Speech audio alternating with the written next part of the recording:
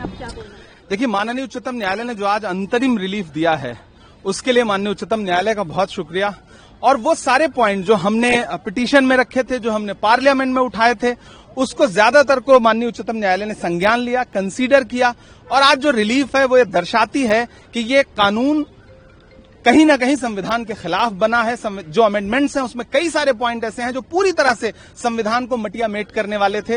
माननीय उच्चतम न्यायालय ने संज्ञान लिया और मुझे पूरा विश्वास है कि ये संविधान की जीत है, ये किसी पक्ष की जीत नहीं है, संविधान की जीत है। और आने वाले दिनों में जब फिर से सुनवाई होगी तो माननीय उच्चतम न्यायालय और मजबूती से इसमें रिलीफ देगा और सरकार की जमीन हड़पने की जो साजिश है उस साजिश को माननीय उच्चतम न्यायालय रोकेगा, मुझे पूरा विश्वास है। देखिए, आज जो माननीय सर्वोच्च न्यायालय का जो फिलहाल फैसला है, हमें खुशी है कि माननीय सर्वोच्च न्यायालय ने फिलहाल जो अपॉइंटमेंट है उस पर अभी स्टे कर दिया है। और जो वक्फ प्रॉपर्टीज हैं, चाहे वो वक्फ बाई यूजर हों या अनरजिस्टर्ड हों, अभी उस पर फिलहाल किसी प्रकार की कोई उसके अंदर चेंज बदलाव नहीं होगा। तो और हम उम्मीद करते हैं जो 1 हफ्ते का समय सरकार ने मांगा है उसके बाद में फिर 5 दिन का समय हम लोगों को भी दिया जाएगा जवाब देने के लिए। तो इंशाल्लाह उम्मीद है कि जो माननीय सर्वोच्च न्यायालय का आगे को भी फैसला आएगा वो तमाम जनता के हित को देखते हुए कि इस चीज़ में कि किसी प्रकार से हमारे संवैधानिक अधिकारों का जो उल्लंघन, जो हमारे अधिकार छीनने का एक तरह प्रयास था, उसको रोक लगाते हुए हमारे हक में फैसला आएगा। और फिलहाल जो सबसे अहम पॉइंट थे उन 2 उस पर फिलहाल माननीय सर्वोच्च न्यायालय ने स्टे कर दिया। हम इसके लिए मुबारकबाद देते हैं और शुक्रिया अदा करते हैं माननीय सर्वोच्च न्यायालय का। सरकारी अधिकारी की को लेकर भी एक वो था, उसमें तो कुछ नहीं। देखिए, अभी फिलहाल तो सुनवाई जो होगी अभी आगे 1 हफ्ते बाद में और सारी चीज़ें उसमें आएंगी, लेकिन फिलहाल जो 2 हैं वक्फ बोर्ड का और काउंसिल के लेकर के जो अपॉइंटमेंट का है उसको रोक दिया है।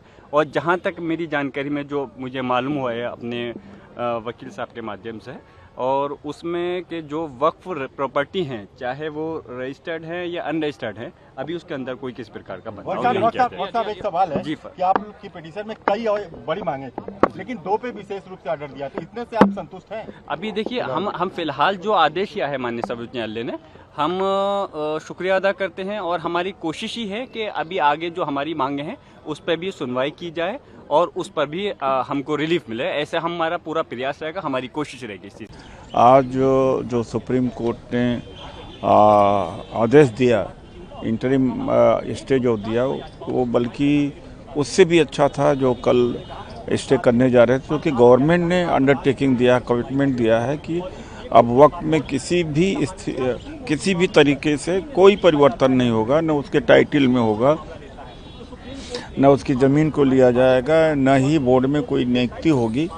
तो एक तरह से हमारी विन विन सिचुएशन है, एक हमारी अधूरी जीत हम मान सकते हैं। मैंने तो कहा फिलहाल के लिए, आगे क्या होता है नहीं समझ में नहीं कहा जा सकता, लेकिन फिलहाल के लिए एक राहत है, काफ़ी बड़ी राहत है। हमारे वकील साहब कह रहे हैं कि ये तो जो कल जो स्टे करने की बात बेंच ने कहा था उसको नहीं करने दिया गया था और तुषार मेहता जी ने उसको रोक दिया था, लेकिन आज गवर्नमेंट ने खुद अपने तरह से कमिटमेंट दिया है, तो उस कमिटमेंट का वायलेशन नहीं कर सकते। अगर वायलेशन करेंगे तो कई लोग जेल जाएंगे।